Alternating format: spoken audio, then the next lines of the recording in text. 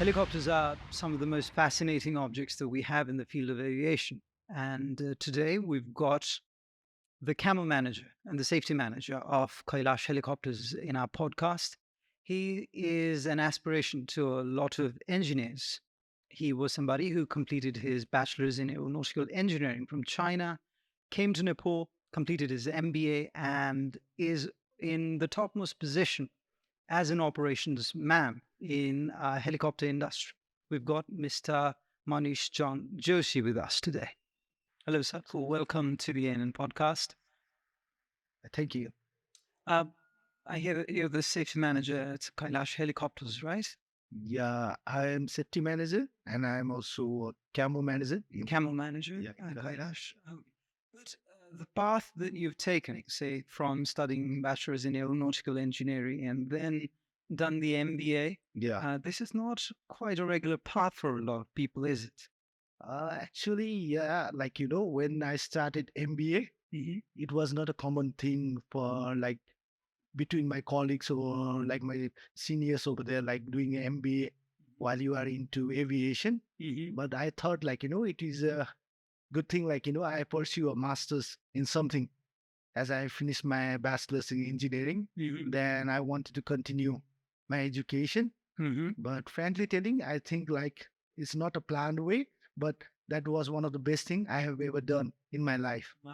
Okay. Well, I think that more students of science should pursue business as well, because this is a common problem in our society that we've got a lot of people who've studied science, we've got a lot of engineers, but don't really know how to cash it with by turning what they know into some sort of a viable business model. Is of course when I started MBA, it was something I could take it back to my office and implement it immediately. I don't have to wait because I was learning HR. I could relate how people are working with each other. I was studying about database analysis and all that I can use in my everyday work and so many things such that I think my one of the basic pillar for foundation of my career was MBA, which give me a boost in my career because the way I perceive work or the way how I used to do it changed after I did my MBA because I used to think in a different way than I used to. And one of the problem, not a problem, but I think it's good to have a managerial knowledge because as you learn in MBA or any books, it says as you go up the stairs, your technical skills or technical knowledge requirement get lesser and your managerial skill or requirement gets higher because you are not dealing with the machine, you are dealing with the people.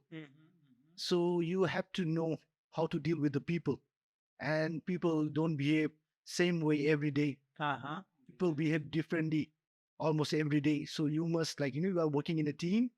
So if you are a leader in the team or the manager, you should have a perception or you should know how to manage them well. Yeah. So, how long has it been since you've completed your MBA? I finished it in 2012. 2012. Yeah. That's more than a decade now. Yeah. Uh-huh. And so when you were pursuing your master's in business administration, you were working in Kailash Helicopter itself? No, actually, if I have to tell my career timeline, I used to work in Yeti Airlines. And the funny thing is, I was there as an apprentice and I was working in the wheel and brake shop. And after my work, I used to rush to MBA college with dirty hands, because I was in the shop, because I never used to have a clean clothes when I used to go to the college. And I met my wife in MBA. Until now, she teases me you look like a grease monkey. Because that time they were from the banks, insurance, or different corporate sector. They used to tie it up. They used to come clean, but I was the one with the greases or dirty clothes because I never had time to change in between while rushing to the college. So that was a very good experience, for me. Okay. You worked, I think, as an AME trainee or something like that. Yeah, that time we were called AME, trainee AME. Then After that, like I got information from my friend, like there is a vacancy in Fistel here. So went there for the interview, and I got selected for the job of quality officer. Quality officer. Yeah, so I spent most of my career in Fistel here. And then in 2018, the Kailash helicopter started. Then I joined the Kailash team, and I'm in the Kailash team right now. Ah, okay. So that's wonderful. Uh, you worked in so many departments of particular of different airlines. I mean, you worked as an AME trainee, Yeah. then you worked in the lower ranks at Fishtail, and then gradually inched upwards. How different is the aviation sector now compared to when you joined it, say a decade ago? I think it's totally different right now. Mm-hmm. Like the time when we started our job, the requirements, policy, even the civil aviation was quite different than it is right now. Now we are more into the system. Now we are not driven by some particular person or some some what to say, like some relationship based Ah, okay. cooperation. But now everything is clear as per requirements. And if I have to tell you an incident, like earlier in my career, like, I have seen people like, we have to take the sign off sheet, that's the inspection sheet, to someone's home and get it signed. That was the power, like, the people they had at that time. But now you cannot imagine that. Like, now people, they are really into the job. They know much, like, they have to follow the requirements. So they are much, like, our standard has gone really high in terms of airworthiness, maintenance, and all, compared to what we used to have back in 2019. Uh-huh. Okay. One of the complaints that I have as somebody who's working more or less like a journalist at Aviation News Nepal is that there is not enough aviation news in our country. I mean, the aviation sector is pretty small. Yeah. We don't really have major accidents too much, and sometimes we do. We were talking to, I think, Captain Puri, the podcast you were watching, and I asked him about the helicopter incidents that we had. In the past 3 months, we've had about 3 helicopter incidents, and that is a bit too much, maybe. Yes, of course. For such a short span of time to have 3 incidents is not really good numbers or not a good situation. But that doesn't define the entire picture, because, like, there is always, if I have to give you an example, like, they say, like, if you have there is a chance of having a bomb in an aircraft is if 1 by 1 million.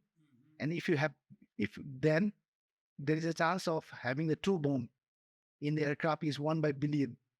So if you take one bomb yourself, you increase the probability by 1 by 1 billion. So stats can be sometimes, like, tricky.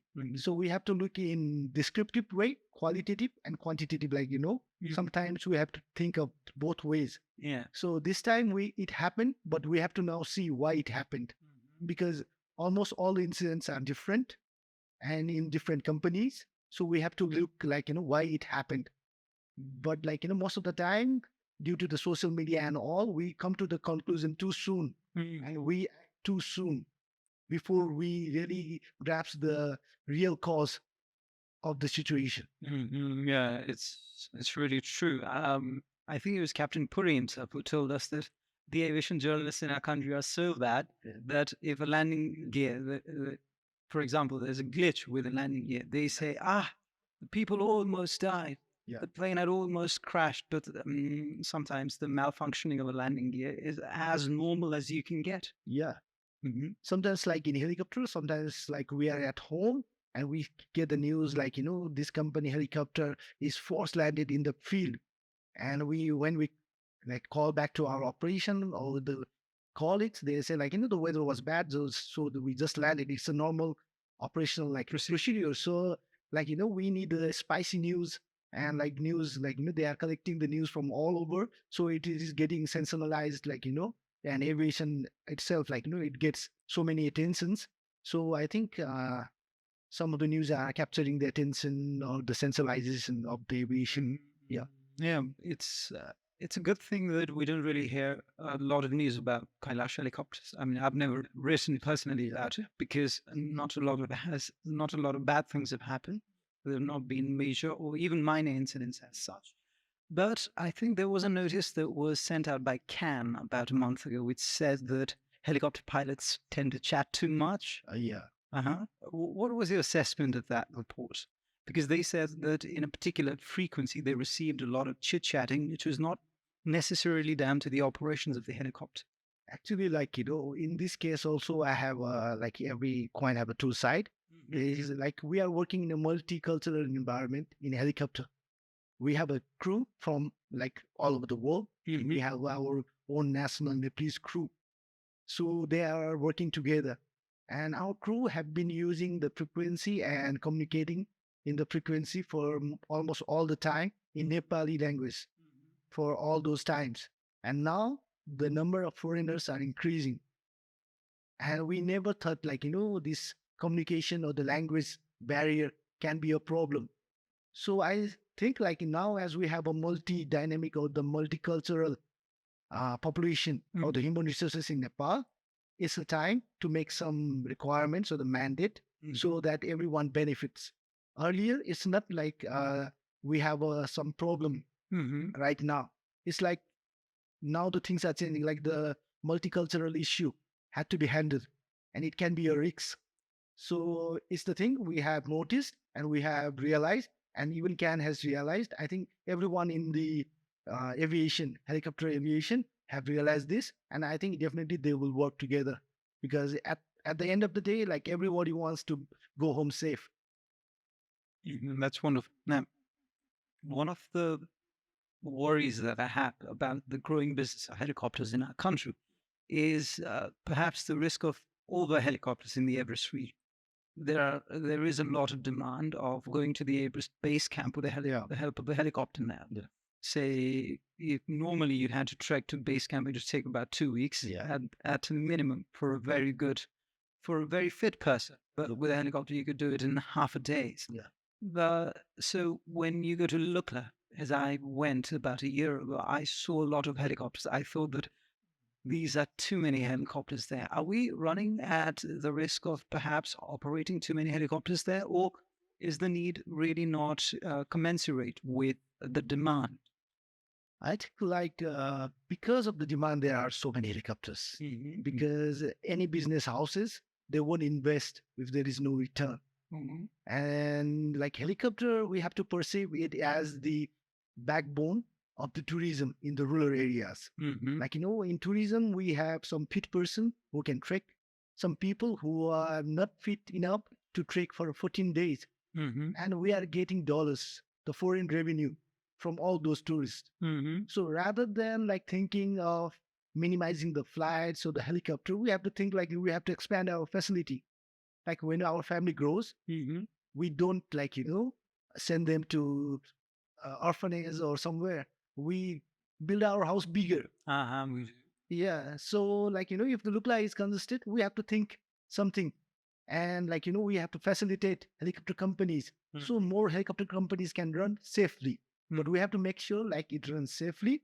But we have to encourage because like, right now we have a very limited source of foreign income, and we are generating foreign income for the country. So definitely, like it should not be binding, but facilitating for the helicopter company so that we operate safely more, because more means it means we have a demand for more jobs. We are getting, I say, foreign revenues. We are getting more trained peoples. So, like, we should go in the positive direction by building facilities. Like, we have so many places like Surke, which is just below Lukla. And maybe we have to find some other alternate destination near Lukla from where we can operate.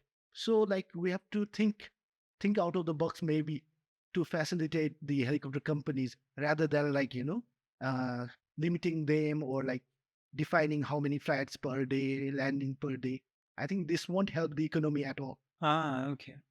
There was a particular piece that was written, I think, by Divas himself, which said, "Why can't helicopters fly to the top of Mount Everest, or why don't planes generally fly to the top of Everest?" And There are a lot of other writers who've had a shot at that. And what one of the reasons was that if you operate too many planes or too many helicopters in, say, for example, the Sagarmatha National Yeah, Park or the Annapurna Conservation Area, it's going to have a bad effect on the health of the animals there. Is that also some sort of concern, the environmental aspect of it? definitely there might be, but again, we cannot just assume, because most of the things are coming from assumptions. We have to go there. Maybe it will take 1, 2, 3 years of research. We have to find, what are the animals that get most affected? What was the population of certain animals which get, migrated due to the movement of the helicopters of the sound? So, unless we have the data to prove these things, we should not assume, it's good or bad. Uh-huh. So maybe, before going ahead, we must do some research and come to the conclusion only after we have some, definite answers. So right now, I think I haven't found myself, I haven't found any such research. So I think it's like we have to research more. Yeah, that's something that I felt as well. Because when you live in the Everest region, you don't see that the helicopters are too much. Yeah. I mean, they're very sporadic. Say once in a day, Yeah. two helicopters in a day at the maximum, and they fly over for what, 5, 10, 20 minutes. That shouldn't really affect the animal population. But there are a few content creators, content writers, blog posters who write very, very stupid things without a lot of definitive research as well. Yeah, like I said, we are in the world of assumption right now. We write it down, post it in the blogs or the social media too soon before doing the back work, researching, what was the effect, how much emission does the helicopter make, how much noise the helicopter makes, and what is the impact of those noises on those creatures or the animals. So I think, we never gone so deep to understand these things. Yeah, exactly. Yeah, and I say, Everest is the brand for Nepal, for all of us. And we have to capture it. We have, because if we want to grow as a nation, we have to capture it. Every nation has sacrifice, or they have been down, play down some aspect, if Saudi, they are producing oil, definitely they have some environmental consequences. Yeah, they do. Yeah, if some countries are producing timber, like Canada, I think they export timber, they do have Environmental yeah. consequences. So we should not, we should learn, or we should research on the extent, if it's really going to impact the future generation, or it's really going to impact a lot, then we should. Then if it's negligible, we should not be zero. Yeah, exactly. There was a video around the Everest region that surfaced about 2 weeks ago, and they showed piles and mounds of a lot of rubbish that were taken on by the mountaineers. Yeah. And the person who was shooting that particular incident said, "This is the dirtiest camp that I've ever seen." Yeah. So if you have a lot of helicopters, at least we'll reduce plastic wastes like that, as helicopter companies do tend to take you in half a day and return you back. You don't really have a lot of waste that's produced, right? So in that way as well, I think for environmental concerns, in some ways, helicopters have their own benefits. So maybe, you said, maybe those were the climbers who went by, for the By climbing. walking. Yeah. But we have the helicopters, and if the government or some international organization, if they come up and need the help of helicopter companies, we definitely will go there. We'll go to the high camps, bring all those garbages back to the places where we can manage it. So is this something that the government has pledged you in order to carry the rubbish No. on the Everest region? Exactly, no. So, we should have a policy, Uh-huh. after the season, maybe government, they take taxes, or the what do you call, charges for climbing Everest, right? Yeah, they So they should invest in this kind of activity if they want to keep the mountain clean.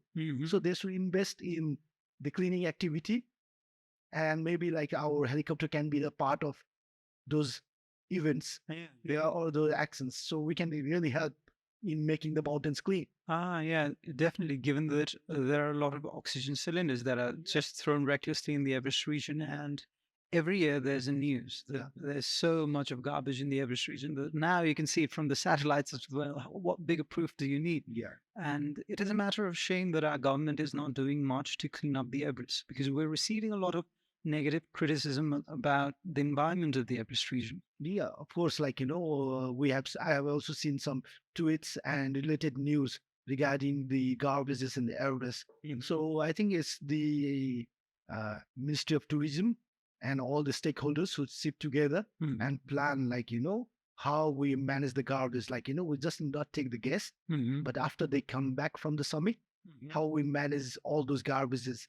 And if the pricing or the price we are charging them is not enough, we need to increase them Mhm. for all those environmental aspects. Yeah. There is a social cost, Mhm. and we also need to add up the social cost in all those charges. Mhm. Yeah. Yeah. I talked to a few friends of mine who are tourists. They come from other countries outside of Nepal, and they said that, look, the government charges us the Sagarmatha National Park entry fees. Yeah. Then there's the TIMS card, which is the local charge that you've got to pay to a particular BDC. But we don't see a lot of cleaning up of the Everest camping, because you're taking so much money from us. At least do the cleaning. That's the least bit you Yeah. can do. And given that in peak trekking seasons, you don't have enough space to even walk around the region. Um, what about helicopter services, say, in other parts of our country? What apart from the Everest region, which is the crowning jewel of our country, is very popular? I think after Everest, I think Annapurna Base Camp Annapurna is is. one of the favorite, or family likes to go to the ABC because it's near from Pokhara, Mm-hmm. and the cost for them hiring a helicopter from Pokhara will get very lower if they are going to ABC. So it's manageable for families who wants to see the Himalayas or experience the base camp. Mm-hmm. So I think that is one of them. From Kathmandu, Gosaikonda It's is a holy place. So most of the people I think some festival they try to go to Gosai.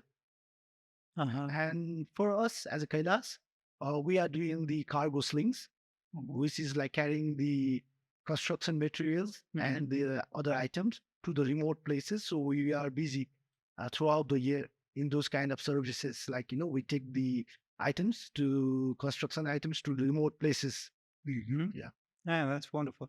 I also think that the aviation sector, particularly the helicopter, is needed for our country in order to decentralize a lot of tourism. Say, for example, there are parts like Dolpa, there are parts like Kanchenjunga, which are not really accessible up to now. Say Simikot, for example, which is one of the most beautiful places that you can go to. But tourists don't really flock over there. We have a dense concentration in Pokhara. We've got dense concentration in Lukala. Yeah. And I think that is pretty limited for tourists as well. But if more helicopter companies come, they say that there are places like Dolpa, which you should visit. There are places like Humla or Jumla or a lot of other places in the far west. Then I think there's going to be a decentralization of economy as well. So of course, right now, due to our federal system, we have provinces. So I think each provinces should establish their destinations, and they should focus on promoting the, like you say, Simikot, Homla, how we promote. Now is the era of social media and everything. So it's the government also have to encourage the local bodies for promotion of this destination, because until and unless the foreigners they don't know about these places, this won't work. But as they will know of it, the business will definitely come. Helicopter companies will come, a lot of hotels accommodation will come, more facilities will be developed. So I think the first thing would be to develop the destination, to make it look like it's charming, like the Everest, because of its long history and everything. We don't need to promote. People will search for Everest. But for Dolpa, we have to promote it. We have to make it visible in the eyes of the world. Then only people will, slowly people will arrive to see Dolpa. So I think it's more the how government plans to promote the destination, and other entities like hotels or like helicopters or other, they will follow, because as soon as anyone says the market, they will definitely join. But only until and unless the destination is not promoted or made viable, other business won't sustain in those areas. Like if you talk to me right now, if I have to place a helicopter for Dolpa, and maybe there is 2 or 3 flights from Nepal, Ganjo, like somewhere here, so it won't be feasible for the helicopter companies. So first the places should be promoted. As soon as the we see the rush, the every company will join in this movement. So I think it's the strategic move of the government on how to promote this destination, and private sector will definitely follow as soon as they see the potential in those areas. Yeah, but I don't think the government is really interested in promoting other places. It's I think it's a local body, provincial government. If they we have to sustain this current system, federal system, then they have to find the destination, and they have to make sure tourists come to their provinces. They have some branded destinations, or some iconic places. So they have their own revenue system to for the development of the provinces. Yeah. But I think that's very, very difficult. I mean, we've got two international airports, apart from the true international airports. We've got the Pokhara, we've got the Bhairava, which is now renamed as Gautam Buddha, but we don't really have a lot of flights over there, right? Yeah. So, given that it's been such a long time that we've established two international airports, and it's taking us very good amount of energy just to get tourists there, how likely do you think that we can promote other far off places? I think for far off places look, if we talk about the Lukla, just example, this the most common example, but yeah, in Lukla during the season you won't get a flight. Yeah, you won't get a flight to Lukla. So it's not the problem. We have airports nearby or not. Because if they come to Kathmandu or Gautam Buddha Airport or Pokhara, if we have the market will shape its way for Dolpa. Maybe current airlines fixed wings, they will put up more flights to Dolpa, Simicot, everywhere. But market should be there. Other will follow. As soon as business houses, they are like the profit making companies. We good or bad, but they are there for business. They are not social work companies or non-profit organization. So as soon as they see the revenues and the growth, things will follow. But first, we have to make sure the destination is promoted in a way such that we catch the eye of the international travelers. That's wonderfully put. Uh, and I also wanted to ask you how much control do helicopter operators or airlines in general have over the spreading of information? Sometimes it is said, I don't know how much of this is true, but it is often said that there is a lot of news in the aviation sector, but everybody's too fearful to cover it. You don't really know what is going to happen if you say the bad things about. Is that real? I think it's it's a general situation in Nepal itself. Not only in the aviation but in the entire country. Journalism. Yeah, Business. because in our aviation, especially if I have to talk about the aviation, we have a very small community and small limited workspace or the availability of the jobs. It's not like we quit one job and get a job in the next day. Yeah, so that's the job market itself. You don't have to someone don't have to force me to not to talk. But I will realize I have a limited thing where places to go. So definitely that will psychologically constrain me. In my subconscious mind, I will be worried. So that is it's not someone has put a gun on your head not to speak about it, but this market when the market grows big, when the opportunity flourishes, people will talk freely.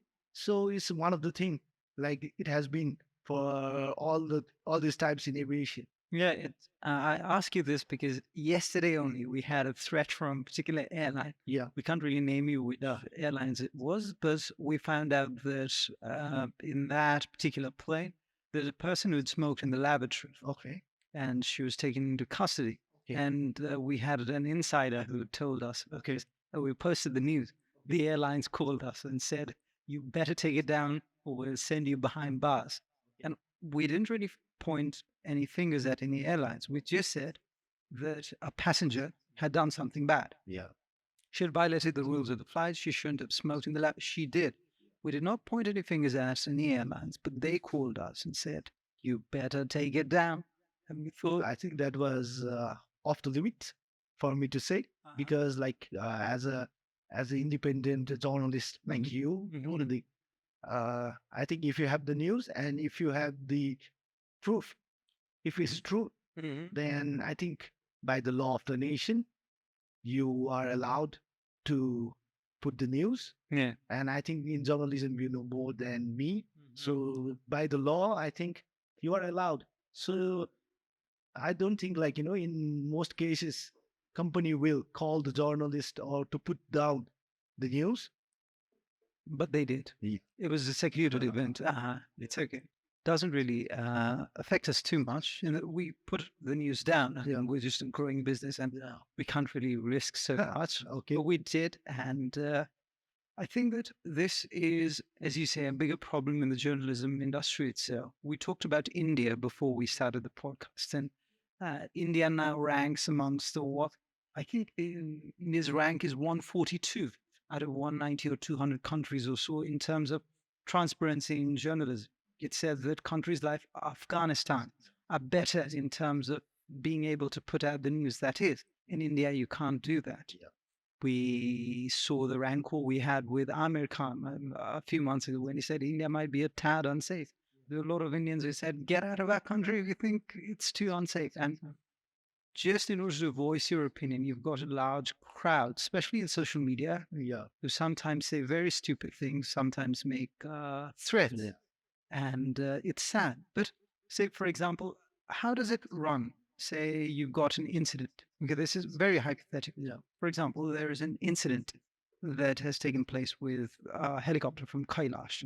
So, do the journalists ask you for your advice or your opinion as well, or do they generally just put news just like that? Most of the time, like, before they call us, the news is already there.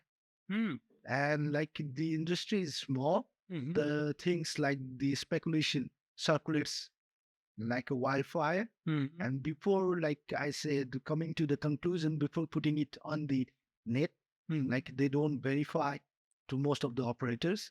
And after they put it on the net, they will call us back to verify, like, if this is true or not. But the damage is already done. Done. Yeah. So, but like as an airline, we have a emergency response procedure, right? So whenever things happen, we have allocated designated person, media person, who is supposed to speak on behalf of the company.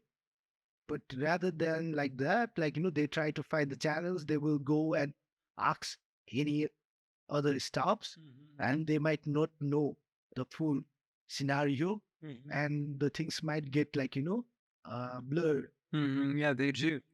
I think that also is down to the fact that when an incident takes place, the media spokesperson doesn't really know what to say.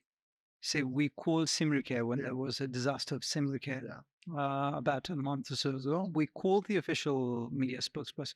He or she did not pick up our call all day long. So we didn't really know what to do now. We could simply say there's an incident. We can't comment further because we've got to take the piloting perspective. Yeah. We've got to take the perspective of safety managers like you, or quality control managers like you.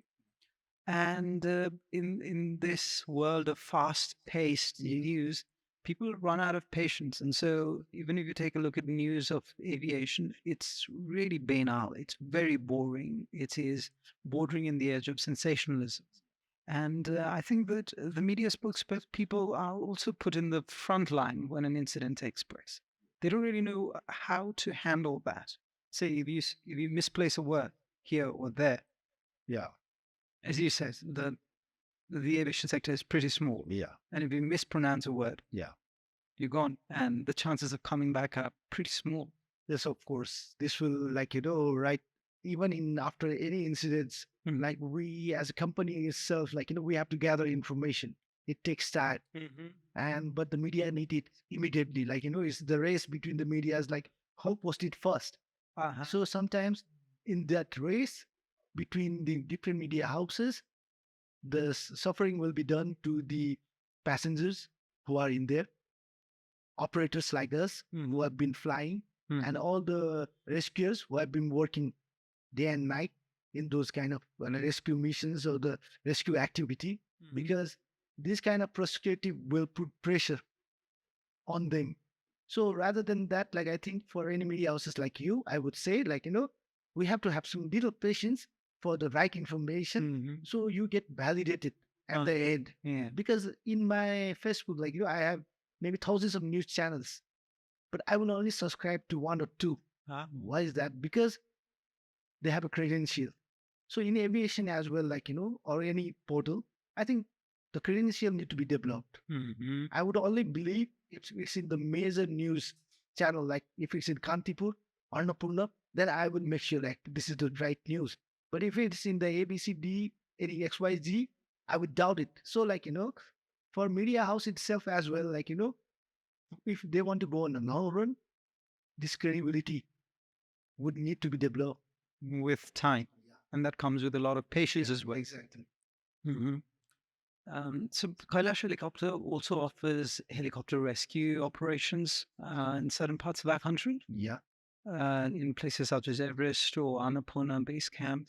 Like most of the places where, like, as per our technical expertise or our operation limitation can be held, we do. Yeah. And so you, as somebody who works as the camera manager, Yeah. what are the things that you look for after a rescue operations has been made to ensure that the helicopter is in the best state possible? Actually, like for us as a camera manager, the type of mission really doesn't matter because there are parameters which we will look upon. If there is some maintenance flag being raised, then of course we need to intervene. If there are some defects in the aircraft, we need to intervene. If the aircraft have crossed its limitation, then we have to intervene. Other than that, like helicopters are meant to operate in different kind of situation. So either it's rescue or normal flights or just sightseeing. It actually doesn't like determine the action because our actions are predefined as per the manufacturer's manuals. And in case of on schedule, we also have some predefined procedures. So we'll just go by the book on how to carry on the airworthiness. That's wonderful. And how big do you think that the helicopter industry is going to get in our country in, say, the next 2 or 3 years? Are there more plans, or are there many companies who are involved in bringing many helicopters here, or is this business dwindling? I think if we look at this year's situation, the tourism was good. So as the tourism boom, more players will or the more companies will come in. And looking at the national financial or the economic status, the economy doesn't look so good. So it might hamper some of the companies. So it's always like, survival of the fittest. So some might older company might go, new company might come in, and I think it's part of any business. Is like new company coming in, or shutting down, or like these kind of things. Okay. So what now after, say, in terms of your personal career, you've achieved maybe the apex of any company, right? As camera manager is as high as an engineer can get, or there are any designations even higher than that? Technically, camera manager, like from the engineering perspective, isn't the higher, but on the long run, I would definitely like to be more involved in the management. Manage that task bit, Yeah. and explore all of the expertise you've learned as MBA. Yeah, of course. Like, it would be nice for me and also a challenge, like to going from the technical side to the managerial like positions, like the accountable manager or somewhere in my future. So that like, this will also create a path for the future generation. Like, we don't have to limit ourselves as a technical guy. Like, we can be into the managerial position. We always don't have to limit like, okay, this is the end. So I think it will open up new doors for the future generations. Like, I think there are already few. I don't know, but like, I would like to be one of them if there is any. Otherwise, I want to be the pathfinder for the few, for the future generations. So I hope that you become a pathfinder. In some ways, you already are. Because, as I said, I don't really meet a lot of people who've studied science and move into managerial positions and perhaps possibly become entrepreneurs in the future. I hope that you do. We wish you all the best for your career. So it was wonderful talking to you. It was my pleasure, like, sharing our thoughts on the different topics, not just the helicopter, but the entire tourism, Everest region, and all. And I've been following your channel, and it has been very encouraging for all those aviation enthusiasts.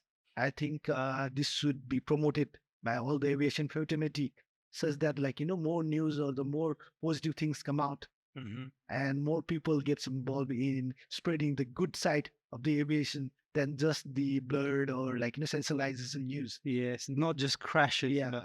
but more technical aspects. Thank you. Thank you so And much. thank you so much.